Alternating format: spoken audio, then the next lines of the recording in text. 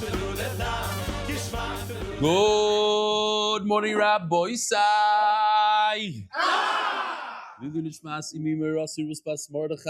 We're holding Daf Kuf Beis on Beis, smack in the middle of the Daf. We're a little bit behind. This is one of the most interesting Gemaras in all of Shas. First of all, it happened in the bathroom. Second of all, typically when we have a Kal V'Chomer, this is a Kal V'Chomer. The person saying over the Kal V'Chomer, there's something that's a powerful thing, and there's something less powerful, something heavy, light, whatever you want to call it. But there's a person who talks about the objects. Over here, the objects are talking to themselves, between themselves. It's the only time in Shas that the actual Kal and the Chomer are having a discussion with each other. Only time in Shas. Amar Rav, Hay Dina mi Rebbe Elazar Rebbe Shimon Gamirna do Omar bebeis hakisei. I heard this halacha, says Rav, the Gadol Adar, says, I heard this from Rebbe Elazar Rebbe Shimon Bar Yochai's son, who's in the cave with his father, came out, they had this power, they were able to burn people alive. I heard this, he said this over in the bathroom. Danta, the Gemara, all the way in the bottom of this summit is going to say, how in the world can you learn Torah in the bathroom? But he says, Danta, Botful Yoim Va'amar. Tful Yoim is a person who's Tameh and goes to the mikvah during the day. He goes to the mikvah at 12 o'clock in the afternoon. He's not 100% tar. He still has a little bit of tumah left to him. He must wait until Shkia. After Shkia, poof, the tumah goes away. So we show him as a purple outline individual. I'm going to show you in a second. The Tful Yoim is Tameh. And the Tful Yoim comes and says, all we have to do is concentrate now on these 4 lines. And then once we know these 4 lines, the whole Amud is the same exact thing, basically. So let's do this together. Danta bat Tful Yoim va'amar. The Tful Yoim, the guy who's Tameh, comes to a Kohen who's not Tameh. 2 Kohanim are having a discussion here. The Kohen who's Tameh goes to the Kohen who's not Tameh, who's Tar. And he says, Tein li min mincha va'oichal. There's a mincha, there's an offering of bread, a certain type of flour offering that you bring in the Mizbeach, in the Beis HaMikdash, that a Yisrael brought. Give me a piece of that, and I'm going to eat it tonight. Not now, I can't eat it, I'm tameh, I can't even touch it. But I want to eat it tonight. Omar loy. So the Kohen who's tar, you see what I'm saying? This is so interesting. The Kal and the Chomer are having a discussion here. Omar loy, umayim b'makim sheyipa koichacha. Let me just show you this real quickly on the screen. This guy is Yafa Koicha. In other words, he has a lot of power. When a Kohen, an individual Kohen, let's say, does an Aveira on Shabbos, b'shoigig, by mistake, he has to bring a carbon chatas, yeah? A lot of times you do an Aveira by mistake on Shabbos, you didn't realize something is us, or somebody said, oh, that's us. Now what do? You're supposed to say, okay, when Mashiach comes, I'm going to buy a $500 carbon. That's what I'm going to do. I'm going to bring a carbon chatas. If a Kohen brings a carbon chatas, how much does he get to eat from this carbon? If the Kohen himself brought it, how much does he get to eat? All of it. Minus a very, very small amount that goes in the Mizbeach. Plus he gets the hide. Nobody else can touch it. It's his 100%. Now you'll call it 95% his. So that's Yafa Koyach. That's tremendous. He has a lot of power. The opposite, we're doing a Kal V'Chomer. The mincha, the flour offering, that is bad news. The Kohen gets 0. So that's very weak. So now we go one step further. In the Chatas column, when a Yisrael brings a carbon Chatas, the Kohen gets to eat a portion, not all of it, gets to eat some of it. So now he says like this. And but check this out. But when Yisrael brings a mincha, then the Kohen gets to eat some of it. So now let's see inside. So the Kohen who's tahar tells the Kohen who's tameh, in a place that you were very powerful. When you brought your own chatas and you weren't tameh,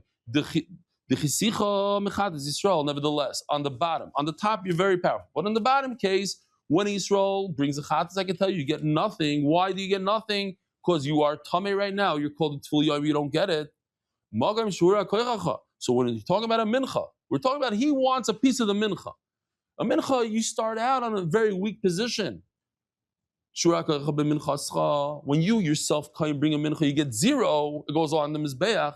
And it didn't certainly I could push you off and tell you don't get any of the mincha. Yeah? So let's do it again.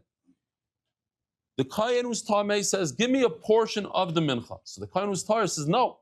If by a chatos, which you have a lot of power. Why do you have a lot of power? Because you get to eat the entire chatos if you bring it yourself. Yet if the Yisrael brings it, you get 0. Why? Because you're Tameh. So by the mincha, when you bring your own mincha, you get 0. So certainly if you're Tameh, you get 0. So the Kohen who's Tameh answers him, Umayim dechisani mechatas Yisrael, shekeshem sheyipa koichi kach yipa koichacha. Hey, don't bring me a raya from a chatos. By a chatos, we're both powerful. The reason why you are powerful in a chatos is the same reason why I'm powerful in a chatos. The reason why you're pushing me off is because when you bring your own chatos, you also get the whole thing. And that's for that reason you're going to try to get me out of the mincha. We're both weak in a mincha. If we brought a mincha ourselves, we wouldn't get any of it. For that, says the Gemara, we have a mefurish pasuk that says that a kohen who's tamei, who's a tful yom, doesn't get a portion. We can't learn from a kal v'chayim or anything. You don't get a portion. You know why? Because it's a pasuk. By hakrei ve'echol. If you, it says in the pasuk, la kohen makriv, the kohen who does the avodah in the Beis Hamikdash, lo yisiya, he gets it. So you want it? You want a portion of the mincha? Come and do some avodah. Since you can't do avodah, you can't get to eat. Let me just show you what Yoshi did here.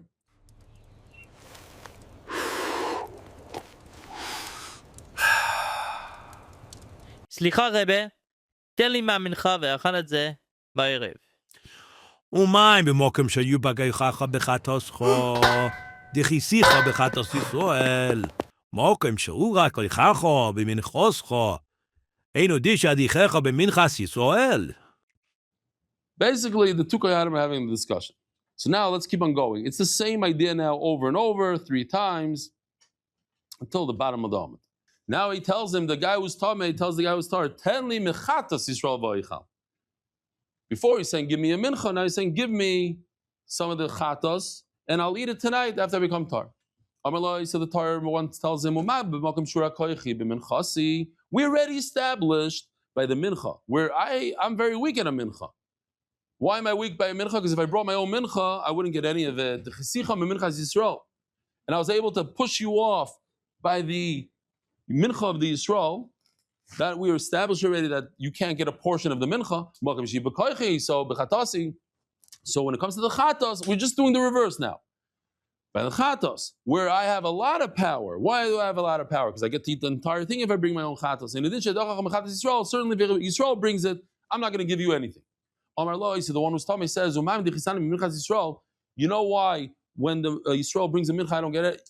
We're both weak by the minchas Yisrael.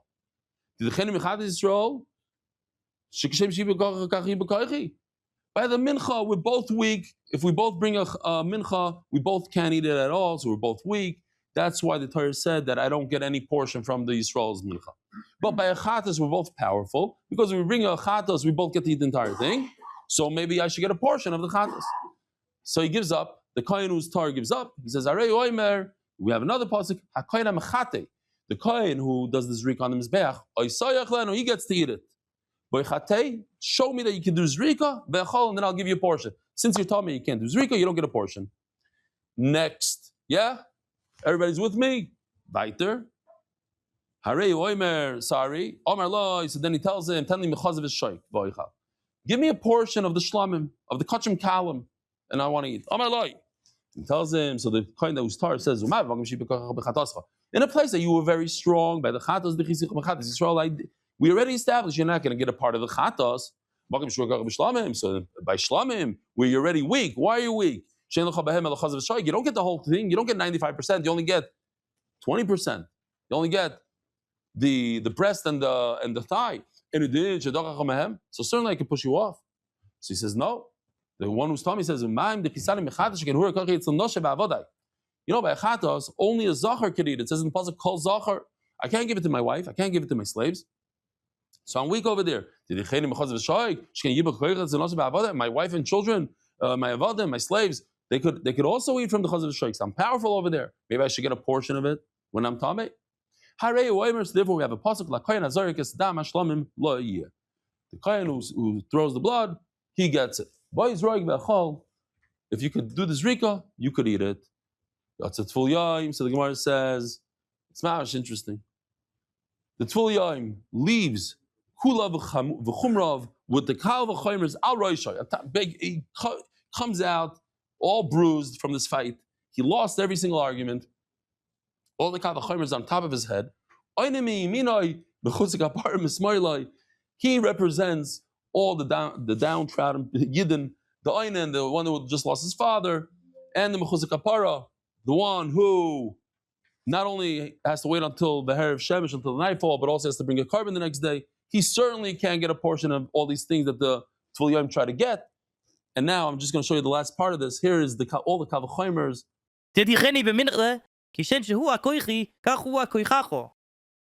הרי הוא אומר, לכהן המקריב לא יסייע. בואי הקריב והכהל.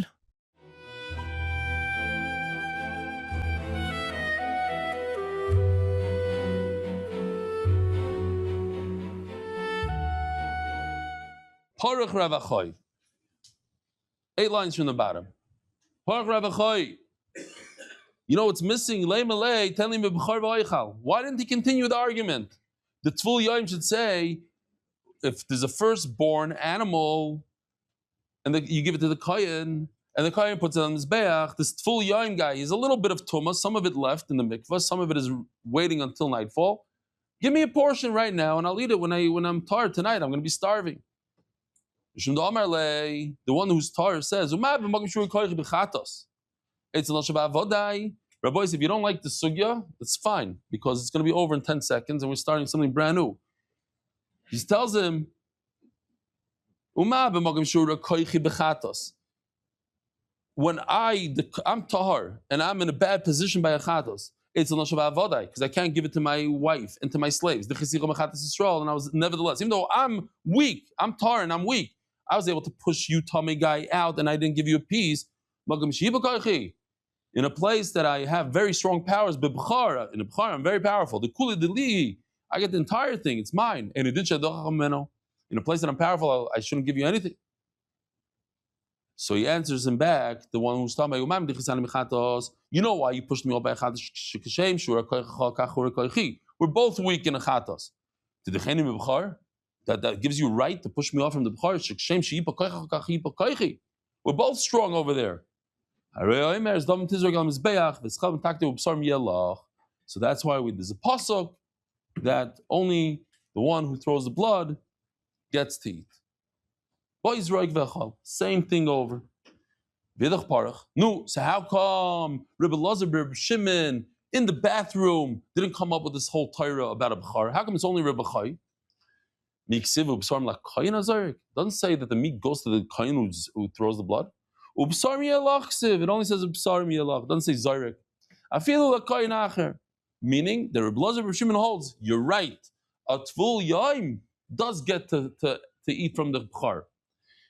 So that's why I only brought the other things, the Chatas, the Mincha, the Chazav V'Shag of the Shlamim, but not a B'char, because a B'char actually holds that a Kohen who's Tameh does get to share in the portion of the B'char. Now the bottom line, 2 lines from the bottom. How could Rebbe Lazar Rebbe Shimon think and learning in the bathroom? You're allowed to think about Torah everywhere,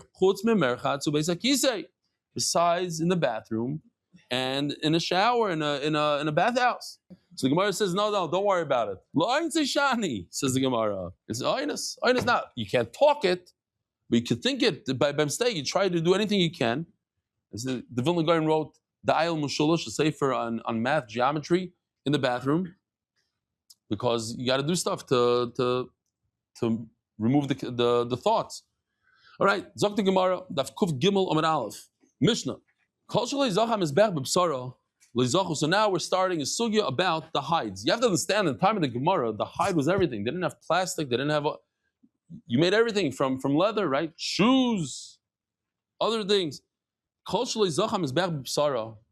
We know. Let's start with this. It says I just underlined oilasish because the Gemara is going to bring those two words in a minute.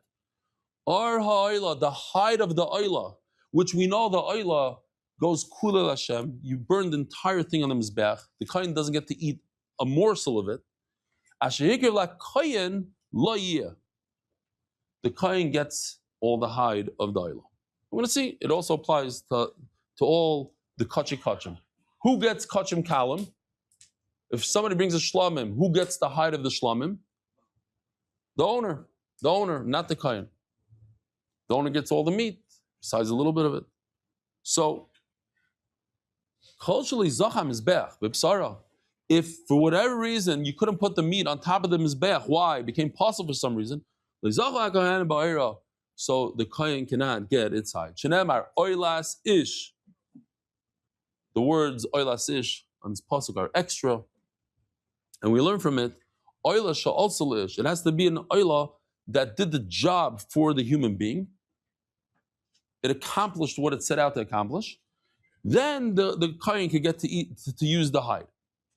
Oila shenishchat shalei lishma. What if you have an oila that was shechted without the right intent? Meaning, that instead of thinking that it's an oila, the kohen said, "Oh, I'm shechting a shlamim." It's the first Mishnah of Zevachim. That means shalei lishma without intent. Even though you're right, it doesn't have the proper. It didn't accomplish what it set out to accomplish. The owner has to bring a second oila. But the truth is, you put that oila on the mizbeach, you don't have to throw it out. If you do the same thing to a chatas, you toss the chatas out. You have to burn it outside. It's garbage. But this you put on the mizbeach, nevertheless, Ariel the kohen gets to use the hide. I guess the Mishnah is asking. It says in the pasuk oilas ish. So you think, this applies only to the oil of a man. No. It's even an oil of a woman. The Gemara is going to ask. So then why does it say ish? Because it's telling us this chiddush that it has to accomplish what it set out to accomplish. Or is kachim kalim? Who gets the hide of kachim kalim, like a taida, a shlamim? What else? Korban Pesach. Kachim kalim goes like ba'alim to the owners. Or is kachim, but chatas asham. Oila lekoyanim. Kavachoymer. Uma moila shel zachu b'bsara zachu ba'ira. Oila that the kohen doesn't get to eat any of it, yet he gets to hide. Kachi zachu b'bsara a chatos where they get to eat some of it, and then she is gebarim. Certainly they should get the hide. And then the Mishnah says em is be'ach yichiach, and don't try to slug up the kavachoymer shein lo or b'chamakim because it never gets the hide. The Gemara is going to explain. We got to pick up pace because I see we're already 48 minutes into the shir, into the recording, and we're still on Amud Aleph and Tabar. The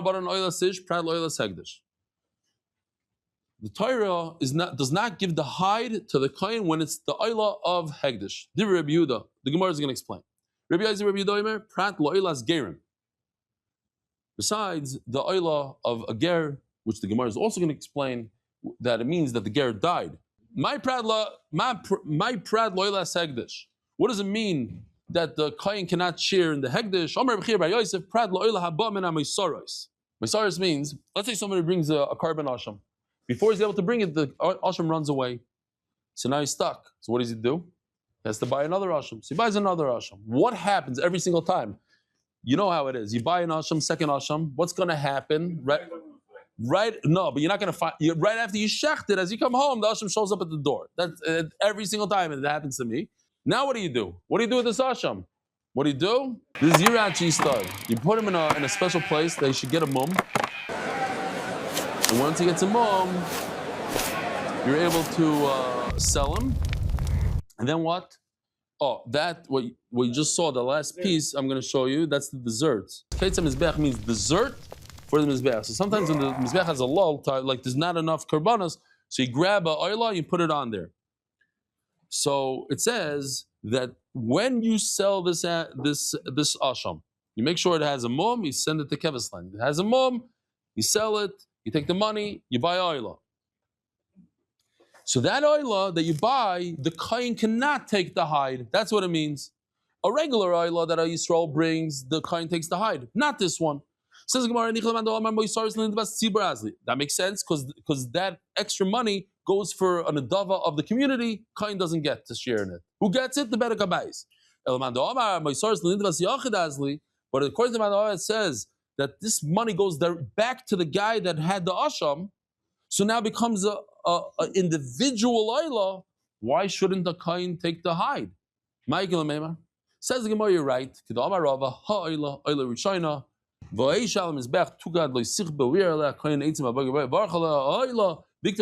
What's ha'ila? It's the carbon timing that we bring every morning.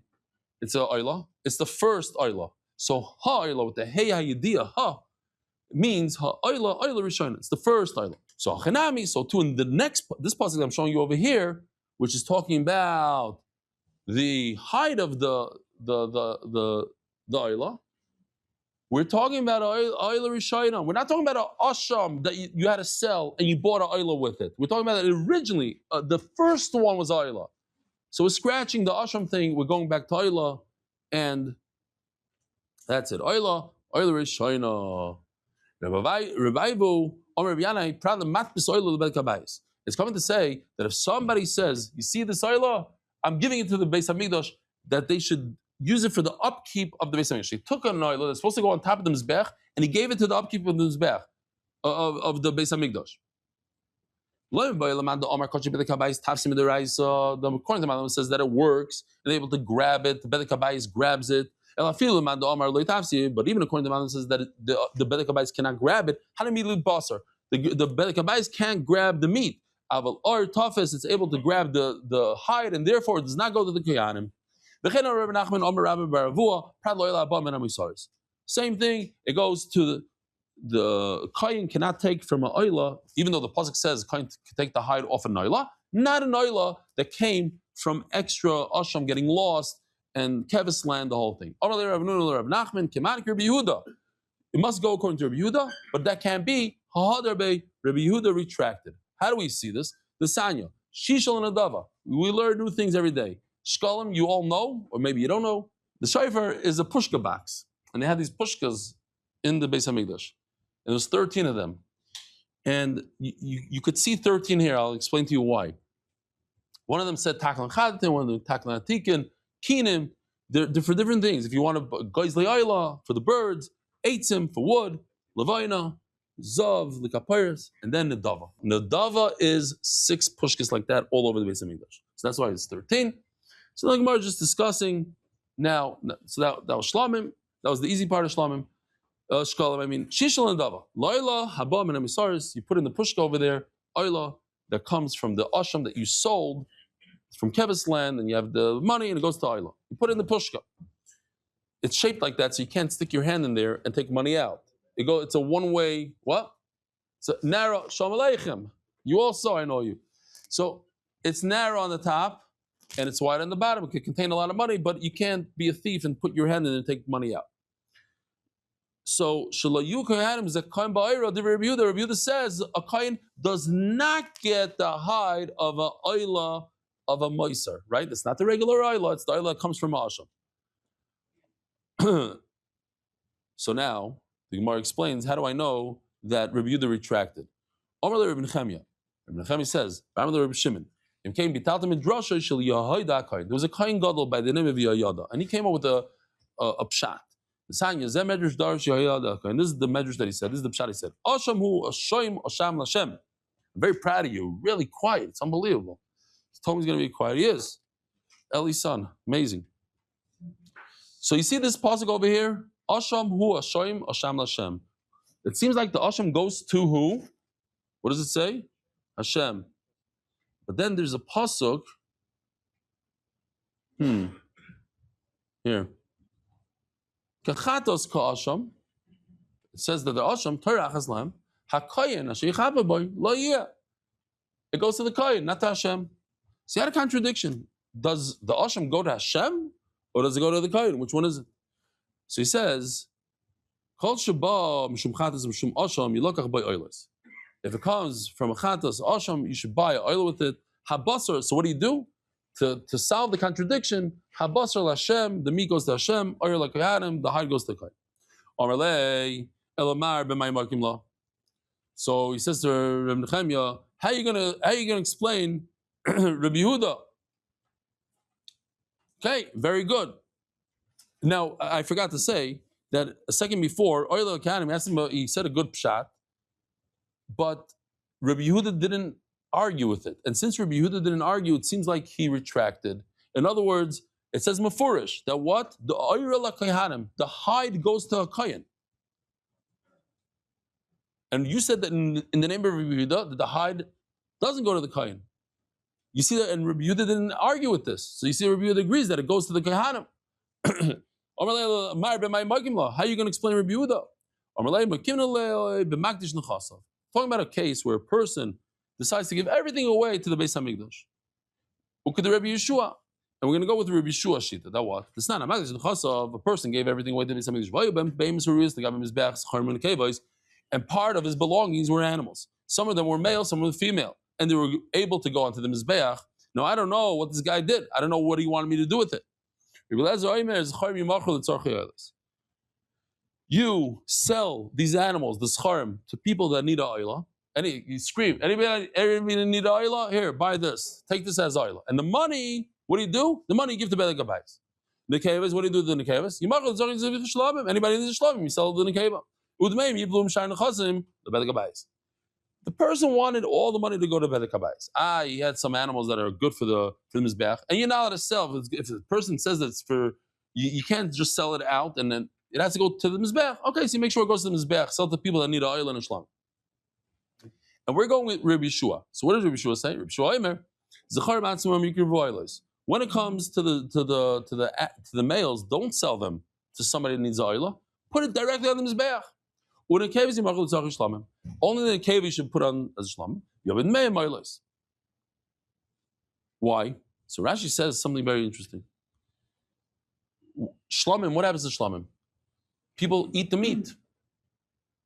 But the guy doesn't want people to eat the meat. The guy wanted to give everything to the Beis HaMikdash. Oh, so the eitzah is sell it. And all the cash will go to the Beis HaMikdash. Like this, no kohen is going to be eating this guy's.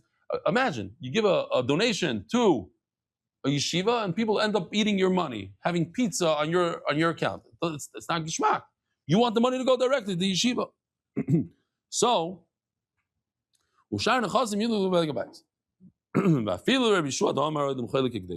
even according to Rabbi Yeshua, that says that sometimes a person gives a little bit to Bedek Habayis, a little bit to the Mizbech. That's with the meat. Avalar tafis. When it comes to the hide, everything goes to the Beis HaMikdash, to the Bedek Habayis, and not to the kohanim. And that's what Rabbi Yehuda meant, that it doesn't go to the kohanim. This case. Now, what new sugya, Rabbi? New sugya. If there's a ger that has a oila, the kohen doesn't get the hide. Why not? He's not an ish. And the Torah says a man, or a ger is not a man. He's a Jew like any other Jew. This comes to exclude a convert, a ger, who dies and doesn't have a yairish. If he doesn't have a yairish, then the hide does not go to the kohen. Who does it go to? Bedek Habayis. Or there's another sheet that says even to Yisrael. Torah Rabbanon. Oila sish. The Torah says the oil of a man. So I think it's only the oil of a man. Oil is gerim, noshim, avadim, and ayin. How do I know that this includes also the oil of a ger, a woman? You can take out the gerim here, the women and avadim. There's an extra limud. So then why in the world did the Torah use the word ish when it doesn't include? It's not only a man. It's not to be mamayed a woman. It includes a woman. So why does it say ish? It means that it did its job. It accomplished what it set out to do. It comes to exclude when the kohen had a thought as he's shechting it that he's going to eat the meat late. So if the kohen had this thought as he's shechting it, In that case, the kohen does not get its hide. So maybe for the same price, I should say that if the kohen had a thought, a different type of thought, that it's a different carbon, it's not a oila, it's el shlamim. Maybe the kohen should not be able to get the hide in that case. How do I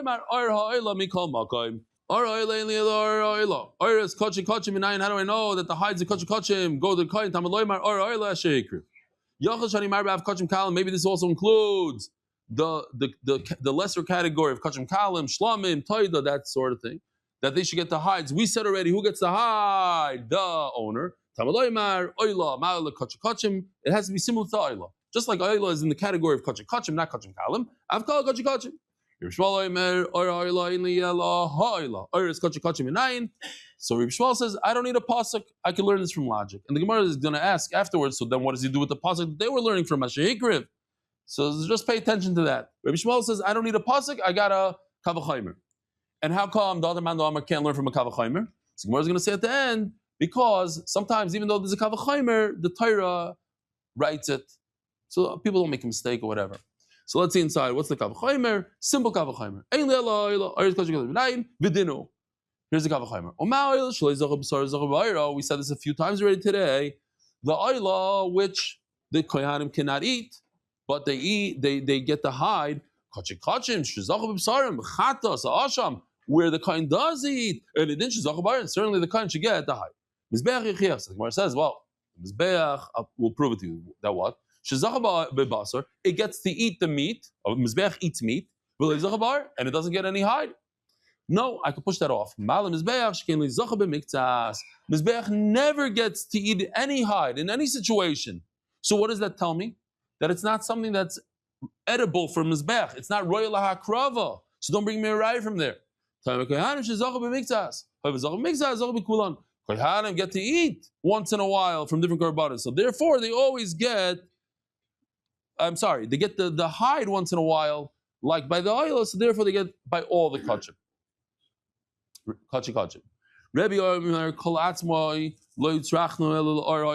Rebbe says, I don't need any psukim to teach me that other types of animals, other types of korbanos, the hide goes to the kohen.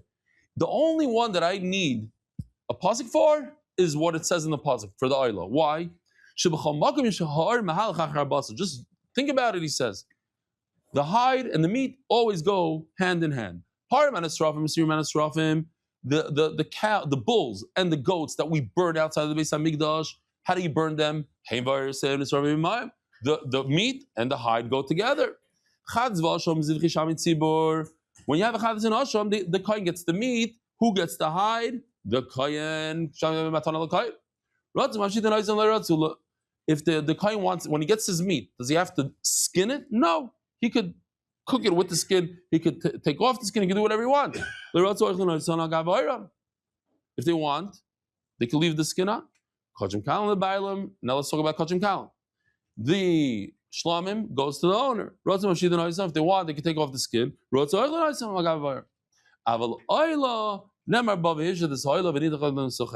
It says by the oila, you should remove the skin. You have to remove the hide from it and then chop it up into pieces. So maybe the kohen should not get its hide. Only by oil I would think he doesn't get the hide. Why? Because you don't get any of the meat.